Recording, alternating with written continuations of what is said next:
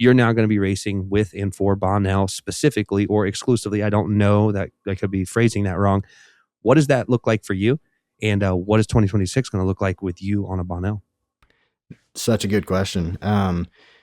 So going into a deal with Bonnell was an interesting thing to begin with, purely from the perspective of where I'm at with Charge Cycle Works. Yeah, that's kind of what I'm getting at without like hitting you in the mouth with that. No, totally. I think it's, to the average person, it can be perceived in a negative way. Like I'm going to have a major bias towards this company. But truth be told, and just to flat out put this out there, in my contract, I stated, I work full time for Charge Cycle Works. I will continually test every single Moto that, Charge Cycle Works sees fit to test. I am not going to have any bias towards Bonell, but I will say the reason that I am racing Bonnell is because I have ridden the prototypes. I have seen the development behind these bikes. And I do know for certain that in 2026, there's no bike that is going to be competitive enough to kind of reach the level that these bikes are at. Now, obviously, these bikes are still prototypes. I will probably be one of the only ones racing, aside from Max Beaupre, my teammate, and a handful of other athletes that are still kind of in the work of being part of this. But I'll be one of the few racing these bikes purely for just testing them. Like the only reason we're going to be racing is just to test them until the point of launch. 805 is projected to launch around mid-year, so hopefully more people get on that, can start pushing it as well. 902 is probably going to be towards the end of the year. So in terms of the 902, which is probably going to be my primary race bike, I'll probably have, the most seat time out of really anybody on that heading into 2027. But to kind of wrap this back to the interesting position of choosing to race for a brand while being a guy that is in front of the camera testing a ton of different bikes, I just want to really reiterate that I'm not in this to be biased.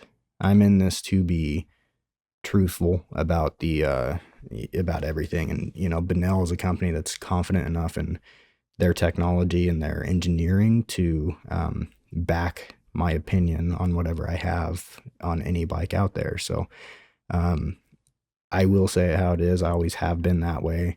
You obviously don't want to trash a company. Like if there's certain issues, I either won't launch a video that I made on the bike, or I'll contact them first. We'll sort the issue, and then we'll come back to launching a product. So I think at the end of the day, my only real goal behind any of this is just to give as good of consumer advice as I possibly can, because that's all that matters, man.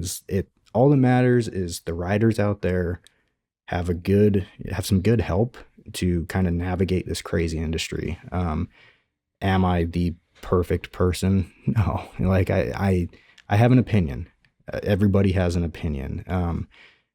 Things that work for me might not work for somebody else. I'm a 150-pound rider, like my suspension settings are going to be drastically different from somebody that's even 175 pounds. Like there's a lot of ways you got to navigate this, but there's a lot of ways you can also educate people to find their own solution to whatever they need, So I think if anything, being part of Bonell is going to help me give better advice. Sorry if you just heard a horn. That's okay. My dogs are going to bark at some point, bro. You're good.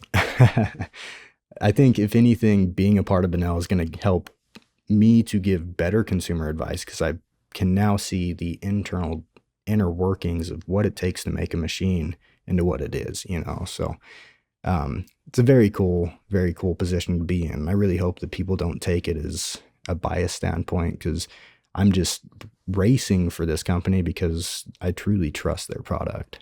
Even though it's like frustrating that we seem to find ourselves in the same people making the same mistakes over and over and over again, like with the bikes, like they come out and it's like, okay, that's just like, it's the same thing. Like it's different, but it's the same, and then if something's not right, but you got to give people grace, right? You got to give the company grace, regardless of your interpretation of how you feel about the mainland of China or not. It doesn't matter. Like you got to give them enough grace and at least an opportunity to fix it before you go scorched earth on their product, because like this is their livelihood too. I feel like Totally. there's this mental separation that gets created between like Americans and Chinese or whatever, and people are like, well, like they're just Chinese. Like, yeah, but like they gotta feed their kids, bro. Like you don't really know what's going on, and like there's a lot of bikes that come out and that we all ride, and the luxury we have is riding all these bikes, and we get to feel the really, really bad ones. And then when you get something that's like, okay, like I can do this, like this isn't bad, like the bars suck, you know, why do they all use the same handlebars? Why are they all silicone grips? Like, I mean, guys, this is silly stuff, but we're going to change it anyways. And I think that's probably their thought process. Like, you're going to change them anyway, so like you're going to get the cheapest shit we can find. I mean, but you got to respect the price point that these guys can reach, because that's insane. I mean, to be able to ride a dirt bike at price points like this is crazy. Now that absolutely comes with sometimes bad manufacturing decisions, other times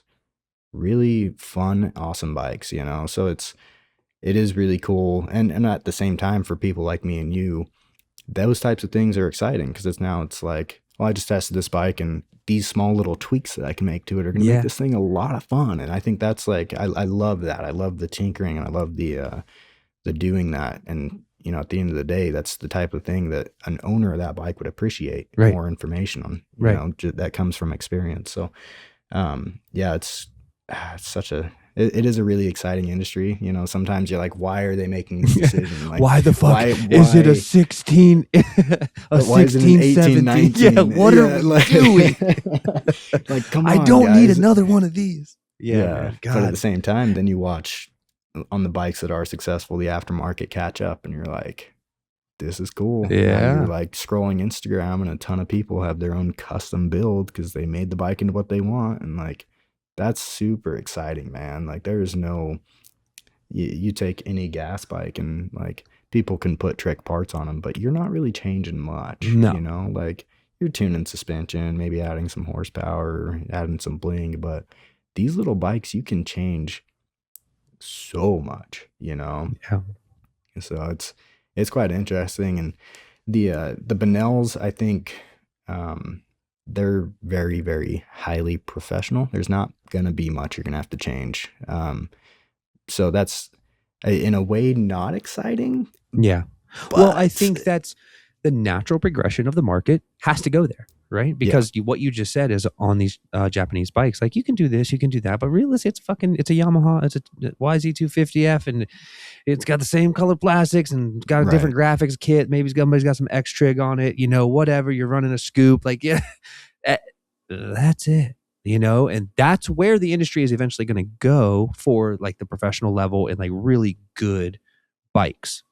Yeah, no, I couldn't agree more. And honestly, kind of completely redact my statement about the Bonells not being exciting, because there's actually a lot more that you can change than I think the average person realizes too. Like everything from multiple different handlebar mounting positions, tons of stuff. Like you can play with wheelie mode and make a clutch tune for yourself, and a lot of different features that come from technology that you can't find on a gas bike. Like the 805 is going to have 1619 wheel options too, so you can take that down to a small playful bike that's going to be able to back the power that it has. And 902, you're going to have the choice to bring it up to a full-size Stark VAR competitor or keep it down in a kind of more playful mid-size trail bike. So I do redact my statement on they're not that exciting, because they are truly super fun and exciting. I think it's exciting. It's just exciting for a different reason. Yeah.